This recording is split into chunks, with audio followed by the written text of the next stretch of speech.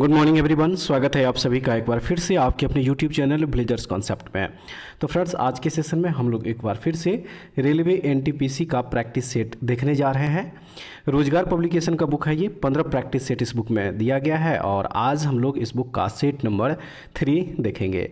तो चलिए शुरू करते हैं आज का सेशन। मैथ और रीजनिंग का क्वेश्चन फ्रेंड्स आप लोग खुद से सॉल्व कर लीजिएगा। इसका सोल्यूशन का पीडीएफ हमारे टेलीग्राम चैनल पे अपलोड कर दिया जाएगा, ठीक है। जीके जीएस और करंट अफेयर्स का जो क्वेश्चन दिया गया है उसको हम लोग पूरे डिस्कशन के साथ कवर करेंगे। तो जीएस का क्वेश्चन यहाँ से क्वेश्चन नंबर 61 से शुरू हो रहा है। तो चलिए देखते हैं इस क्वेश्चन को। इसमें कह रहा है कि निम्नलिखित में से कौन सा पश्चिमी तटीय मैदान का हिस्सा नहीं है। तो हो जाएगा कोरोमंडल तट।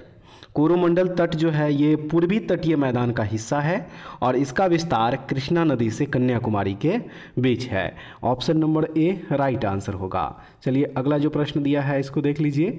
भारत की हरित क्रांति में किस प्रकार के बीजों ने एक अहम भूमिका निभाई थी। सही हो जाएगा उच्च उपज वाली किस्म।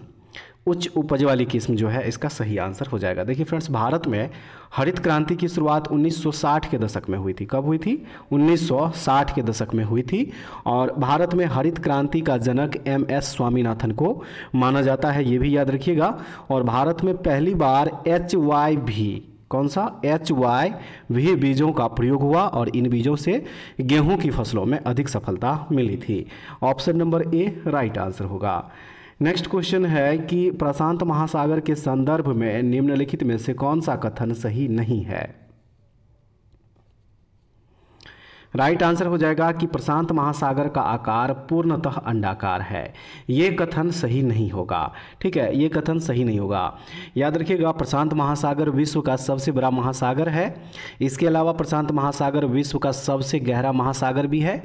मेरियाना गर्त प्रशांत महासागर में स्थित विश्व का सबसे गहरा गर्त है और प्रशांत महासागर एशिया महाद्वीप एवं अमेरिका महाद्वीप को पृथक करता है, यानी कि अलग करता है। तो इस एक्स्ट्रा फैक्ट को भी आप लोग जरूर याद रखिएगा। ऑप्शन नंबर सी जो है इस क्वेश्चन का यहाँ पे सही आंसर हो जाएगा। नेक्स्ट क्वेश्चन जो दिया है, चलिए इसको देख लीजिए। दिया है इसमें कि 2011 की जनगणना के अनुसार भारत का लिंगानुपात क्या है। सही आंसर प्रति 1000 पुरुषों पर 943 महिलाएं, ठीक है। प्रति 1000 पुरुषों पर 943 महिलाएं जो है 2011 की जनगणना के अनुसार भारत का लिंगानुपात हो जाएगा। ऑप्शन नंबर ए बिल्कुल सही हो जाएगा। इसके अलावा याद रखिएगा 2011 की जनगणना के अनुसार सबसे अधिक लिंगानुपात जो है वह केरल राज्य का है। प्रति 1000 पुरुष पर महिलाएं 1084 हो जाएगा, ठीक है। और सबसे कम लिंगानुपात वाला जो राज्य था वह था हरियाणा, 879 हो जाएगा प्रत्येक 1000 पुरुष पर, ठीक है। ये हो जाएगा हरियाणा का, ठीक है, हरियाणा का, और ये हो जाएगा केरल का, ठीक है फ्रेंड्स। तो ऑप्शन नंबर जो ए दिया है इस क्वेश्चन का यहाँ पे सही आंसर होगा। नेक्स्ट क्वेश्चन में कह रहा है कि वर्ष 1893 में किसने गणपति उत्सव का प्रारंभ किया था। तो ये प्रारंभ किया था बाल गंगाधर तिलक। गणपति उत्सव का प्रारंभ वर्ष 1893 ईस्वी में महाराष्ट्र में जो है बाल गंगाधर तिलक के द्वारा किया गया था। इसके अलावा शिवाजी उत्सव का प्रारंभ भी बाल गंगाधर तिलक के द्वारा ही किया गया था 1895 ईस्वी में, ठीक है। इसको भी याद रखिएगा आप लोग। ऑप्शन नंबर जो बी दिया हुआ है बिल्कुल सही हो जाएगा। नेक्स्ट क्वेश्चन में कह रहा है कि निम्नलिखित में से कौन सी अदिश राशि है। निम्नलिखित में से कौन सी अदिश राशि है। तो द्रव्यमान जो है यह एक अदिश राशि है, ठीक है। देखिए, अदिश राशियां ऐसी भौतिक राशियां होती है जिनमें केवल मात्रा होती है, दिशा नहीं। तो द्रव्यमान जो है ये क्या हो जाएगा? एक अदिश राशि का उदाहरण। ऑप्शन नंबर सी बिल्कुल सही हो जाएगा। नेक्स्ट क्वेश्चन है कि प्रथम कंप्यूटर वायरस निम्न में से कौन सा है। प्रथम कंप्यूटर वायरस निम्न में से कौन सा है? तो वह हो जाएगा क्रीपर। क्रीपर प्रथम कंप्यूटर वायरस है। कंप्यूटर वायरस एक प्रकार का सॉफ्टवेयर या मैलवेयर है जो कंप्यूटर के बीच फैलता है, डेटा और सॉफ्टवेयर को नुकसान पहुंचाता है। ऑप्शन नंबर सी इस क्वेश्चन का सही आंसर होगा। नेक्स्ट क्वेश्चन देखेंगे, निम्नलिखित में से कौन सी कावेरी नदी की सहायक नदी नहीं है? वह कौन सी नदी है जो कि कावेरी नदी की सहायक नदी नहीं है? तो वह नदी हो जाएगा मूसी नदी। मूसी नदी कावेरी नदी की सहायक नदी नहीं है, बल्कि यह कृष्णा नदी की सहायक नदियों में से एक है।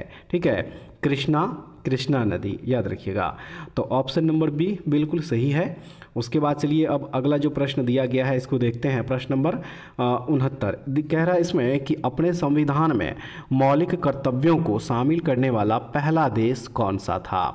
पहला देश कौन सा था? तो वह देश था सोवियत संघ। मौलिक कर्तव्यों को अपने संविधान में शामिल करने वाला पहला देश पूर्व सोवियत संघ यानी कि ठीक है, USSR जिसको कहा जाता है वह हो जाएगा। और भारतीय संविधान में शामिल किए गए मौलिक कर्तव्यों को भी पूर्व सोवियत संघ के संविधान से ही लिया गया है। इसको आप लोग जरूर याद रखिएगा। ऑप्शन नंबर सी बिल्कुल सही आंसर है। अगला प्रश्न है कि भारत का पहला डार्क स्काई पार्क कौन सा है? भारत का पहला डार्क स्काई पार्क कौन सा है? तो वह हो जाएगा, देखिए इनमें से कोई नहीं। ठीक है, काजीरंगा राष्ट्रीय उद्यान ये भी नहीं है, जिम कॉर्बेट ये भी नहीं है, नामदफा ये भी नहीं है, बल्कि पेंच बाघ अभ्यारण्य भारत का पहला डार्क स्काई पार्क है। पेंच, ठीक है, याद रखिएगा, पेंच बाघ अभ्यारण्य। ठीक है फ्रेंड्स, और यह एशिया का 5वां डार्क स्काई पार्क है, ये भी जरूर याद रखिएगा। तो ऑप्शन नंबर डी इनमें से कोई नहीं सही आंसर हो जाएगा। अगला प्रश्न है कि मंगल ग्रह अपने अक्ष पर एक चक्कर लगभग कितने समय में पूरा करता है? राइट आंसर इसका 1 दिन हो जाएगा। ठीक है, मंगल ग्रह जो है ये सूर्य से दूरी के क्रम में चौथा ग्रह है और मंगल ग्रह की घूर्णन गति पृथ्वी की घूर्णन गति के ही समान है और मंगल ग्रह अपने अक्ष पर एक चक्कर लगभग 24 घंटे 37 मिनट और 22 सेकेंड यानी कि 1 दिन में पूरा करता है। तो इसलिए ऑप्शन नंबर जो बी दिया हुआ है बिल्कुल सही हो जाएगा। देखेंगे अब अगला प्रश्न, इसमें कह रहा है कि लाला हरदयाल निम्नलिखित में से किस संगठन से जुड़े थे? लाला हरदयाल निम्नलिखित में से किस संगठन से जुड़े थे? सही आंसर इसका हो जाएगा गदर पार्टी। ठीक है, गदर पार्टी से जुड़े हुए थे। ऑप्शन नंबर बी हो जाएगा इसका बिल्कुल सही आंसर। उसके बाद अगला प्रश्न है, कथक भारत के किस भाग का प्रमुख नृत्य है? तो ये उत्तर भारत का हो जाएगा। कथक जो है ये उत्तर भारत से संबंधित शास्त्रीय नृत्य है। ऑप्शन नंबर ए हो जाएगा सही आंसर। आइए अब देखते हैं नेक्स्ट क्वेश्चन दिया है इसमें कि कर्जन ने 1905 ईस्वी में, खाली जगह दिया हुआ है, के विभाजन की घोषणा की, यानी कि किसके विभाजन की घोषणा की थी? सही आंसर है बंगाल विभाजन की। ठीक है, बंगाल विभाजन की घोषणा 20 जुलाई 1905 ईस्वी को लॉर्ड कर्जन के द्वारा किया गया था। ऑप्शन नंबर सी हो जाएगा सही आंसर।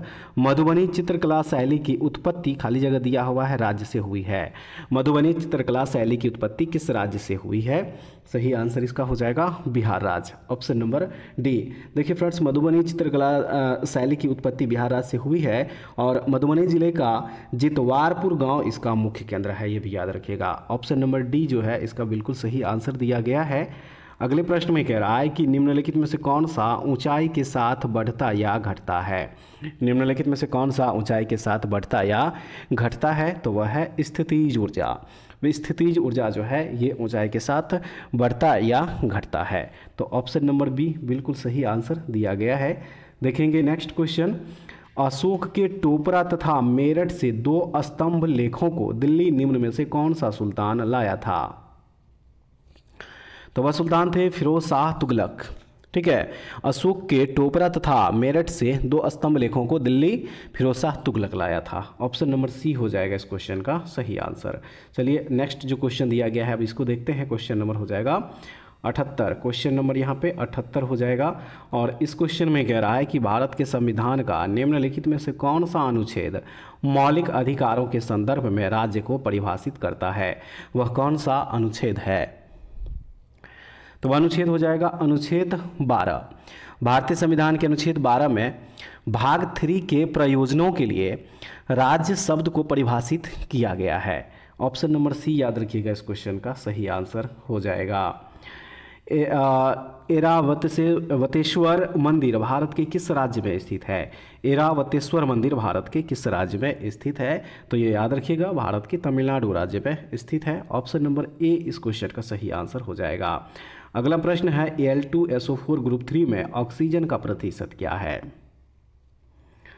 तो इसमें ऑक्सीजन का प्रतिशत हो जाएगा 56.12%। ऑप्शन नंबर सी बिल्कुल सही आंसर हो जाएगा। ठीक है, और Al2SO4 ग्रुप 3 का रासायनिक नाम एल्यूमिनियम सल्फेट होता है, याद रखिएगा। नेक्स्ट जो क्वेश्चन दिया है, चलिए इसको देख लीजिए। 81 नंबर क्वेश्चन होगा। इसमें कह रहा है कि निम्नलिखित में से कौन सा भारत और विश्व का एकमात्र तैरता हुआ राष्ट्रीय उद्यान है? तो वह है केबुल लामजाओ राष्ट्रीय उद्यान। केबुल लामजाओ राष्ट्रीय उद्यान भारत और विश्व का एकमात्र तैरता हुआ उद्यान है और यह मणिपुर के लोकटक झील में स्थित है, याद रखिएगा। ऑप्शन नंबर सी इस क्वेश्चन का सही आंसर हो जाएगा। ठीक है, दक्षिण पूर्व एशिया का पहला नाइट स्काई अभ्यारण्य कहाँ स्थापित किया जा रहा है? तो याद रखिएगा, ये स्थापित किया जा रहा है लद्दाख में। ठीक है, यह अभ्यारण्य पूर्वी लद्दाख के हानवे गांव में स्थापित किया जाएगा। ऑप्शन नंबर सी सही आंसर हो जाएगा। नेक्स्ट आइए, अब अगला जो प्रश्न दिया गया है इसको देखते हैं। निम्न जानवरों में से किसकी अपेक्षाकृत अधिक लंबी आंत है?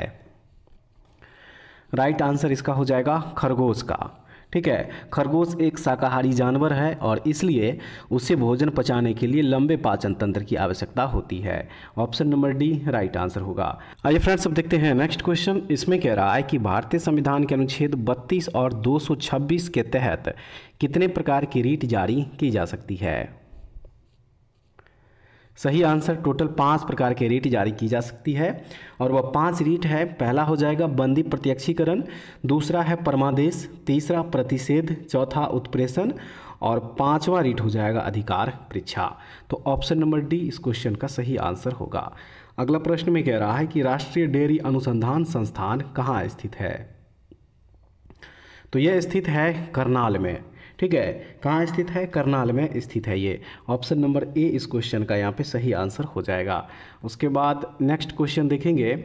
रक्त का कौन सा घटक भोजन, कार्बन डाइऑक्साइड और नाइट्रोजन युक्त कचरे का परिवहन करता है? रक्त का वह कौन सा घटक है? तो वह घटक है प्लाज्मा। ठीक है, प्लाज्मा रक्त का तरल भाग है जो भोजन, कार्बन डाइऑक्साइड एवं नाइट्रोजन अपशिष्ट का परिवहन करता है। ऑप्शन नंबर सी इस क्वेश्चन का सही आंसर हो जाएगा। ठीक है, देखेंगे नेक्स्ट क्वेश्चन। इसमें कह रहा है कि शक्कर के घोल में शक्कर एक क्या है? सही हो जाएगा घुला हुआ पदार्थ, यानी कि ऑप्शन नंबर बी। उसके बाद है कि भारत के रक्षा बलों का सर्वोच्च सेनापति कौन होता है? भारत के रक्षा बलों का सर्वोच्च सेनापति कौन होता है? चलिए ऑप्शन जो दिया गया है इसको देख लीजिए। यहाँ पे 4 ऑप्शन दिया गया है और फ्रेंड्स राइट आंसर इसका हो जाएगा भारत का राष्ट्रपति। भारत के रक्षा बलों का सर्वोच्च सेनापति भारत का राष्ट्रपति होता है और संसद को राष्ट्रपति द्वारा सैन्य शक्तियों के प्रयोग को विनियमित या नियंत्रित करने का अधिकार है। ऑप्शन नंबर सी बिल्कुल सही आंसर होगा। देखेंगे अब अगला प्रश्न। इसमें कह रहा है कि रामसर सम्मेलन के अनुसार निम्नलिखित में से कौन सा विश्व आर्द्रभूमि दिवस है? कौन सा विश्व आर्द्रभूमि दिवस है? तो वह हो जाएगा 2 फरवरी। 2 फरवरी को विश्व आर्द्रभूमि दिवस मनाया जाता है। तो ऑप्शन नंबर जो सी दिया हुआ है ये बिल्कुल सही हो जाएगा। इनमें से कौन सी एक स्वैच्छिक कार्यवाही नहीं है? इनमें से कौन सी एक स्वैच्छिक कार्यवाही नहीं है? राइट आंसर हो जाएगा दिल का धड़कन। Option number B. ठीक है, अगले प्रश्न में कह रहा है कि अगस्त 2024 में हैजा का नया टीका लॉन्च किया गया जिसे भारत बायोटेक इंटरनेशनल लिमिटेड द्वारा विकसित किया गया है। इस टीके का क्या नाम है? तो फ्रेंड्स इस टीके का नाम है हिलकोल। यह एक एकल स्ट्रेन ओरल हैजा टीका है। यह टीका 2 खुराकों में दिया जाएगा एवं यह 1 वर्ष से अधिक आयु के बच्चों के लिए उपयुक्त है। तो ऑप्शन नंबर ए बिल्कुल सही आंसर होगा। देखेंगे अब अगला प्रश्न। कह रहा है इसमें कि माउंट मकालू पर सफलतापूर्वक चढ़ने वाली पहली भारतीय महिला कौन है? तो पहली भारतीय महिला है प्रियंका मोहिते। प्रियंका मोहिते इस क्वेश्चन का सही आंसर होगा। Option number D. नेक्स्ट है कि एन अनसुटेबल बॉय, खाली जगह दिया हुआ है, की आत्मकथा है। एन अनसुटेबल बॉय किसकी आत्मकथा है? तो ये आत्मकथा है करण जौहर की। ऑप्शन नंबर ए हो जाएगा इस क्वेश्चन का सही आंसर। ठीक है, निम्नलिखित में से कौन सा खिलाड़ी भाला फेंक यानी कि जेवलिन थ्रो से जुड़ा हुआ है? तो वह खिलाड़ी है नीरज चोपड़ा। ठीक है, Neeraj Chopra. Option number B हो जाएगा इस क्वेश्चन का सही आंसर। इनमें से कौन सा एक रासायनिक परिवर्तन है? इनमें से कौन सा एक रासायनिक परिवर्तन है? मक्खन का खट्टा होना यह एक रासायनिक परिवर्तन है। ऑप्शन नंबर ए इस क्वेश्चन का सही आंसर हो जाएगा। देखिए, वह परिवर्तन जिसमें एक अथवा एक से अधिक नए पदार्थ बनते हैं रासायनिक परिवर्तन कहलाते हैं, और मक्खन का खट्टा होना भी एक रासायनिक परिवर्तन का उदाहरण है। तो ऑप्शन नंबर जो ए दिया हुआ है ये सही आंसर हो जाएगा। अगला प्रश्न है, निम्नलिखित में से कौन व्यापार के लिए सहायक या अनुषंगी नहीं है? तो जमाखोरी इस क्वेश्चन का सही आंसर हो जाएगा। देखिए, जमाखोरी किसी विशेष बाजार में संबंधित बड़ी मात्रा में उत्पाद खरीदना और भंडारण करना, उस उत्पादन की कमी की पैदा करना है और अंततः उस उत्पाद की कीमत को बढ़ाना है। तो ऑप्शन नंबर ए हो जाएगा इस क्वेश्चन का राइट आंसर। नेक्स्ट क्वेश्चन में कह रहा है कि एक माध्यम जिसका अपवर्तन सूचकांक 1.5 है में प्रकाश की गति क्या होगी? इसमें प्रकाश की गति क्या होगी? चलिए ऑप्शन जो दिया गया है, चलिए इसको देख लेते हैं। 4 ऑप्शन दिया हुआ है और सही आंसर इसका हो जाएगा ऑप्शन नंबर बी, यानी कि 2.0 × 10⁸ मीटर पर सेकेंड। ठीक है। कवक की कोशिका भित्ति किससे बनी होती है? कवक यानी कि फंगस की कोशिका भित्ति किससे बनी होती है? इसके लिए ऑप्शन जो दिया है, चलिए देख लीजिए। 4 ऑप्शन दिया गया है और इसका सही आंसर हो जाएगा काइटिन की बनी होती है। ठीक है, ऑप्शन नंबर ए। नेक्स्ट, दक्षिण अमेरिका के किस देश में विश्व का सबसे ऊंचा परमाणु अनुसंधान रिएक्टर स्थापित किया गया है? तो वह देश है बोलीविया। यह रिएक्टर समुद्र तल से 4000 मीटर, ठीक है, 4000 मीटर की ऊंचाई पर स्थित है। ऑप्शन नंबर डी बोलीविया हो जाएगा सही आंसर। निम्नलिखित में से कौन सा फूल के केंद्र में मौजूद होता है? निम्नलिखित में से कौन सा फूल के केंद्र में मौजूद होता है? तो वह है अंडप, यानी कि ऑप्शन नंबर जो ए दिया हुआ है। तो फ्रेंड्स, उम्मीद करते हैं आज का सेशन भी आप लोगों के लिए काफ़ी यूजफुल होगा। जरूर देखिएगा इस सेशन को और उसके बाद कमेंट्स में बताइएगा कि सेशन आप लोगों को कैसा लगा, आप लोग टोटल इसमें से कितना क्वेश्चन सही कर पाए और क्वेश्चन का लेवल आप लोगों को कैसा लगा। तो फ्रेंड्स, ऐसे वीडियो के लिए हमारे चैनल से जुड़े रहिए। नेक्स्ट वीडियो में दोबारा फिर से मिलते हैं, तब तक के लिए जय हिंद।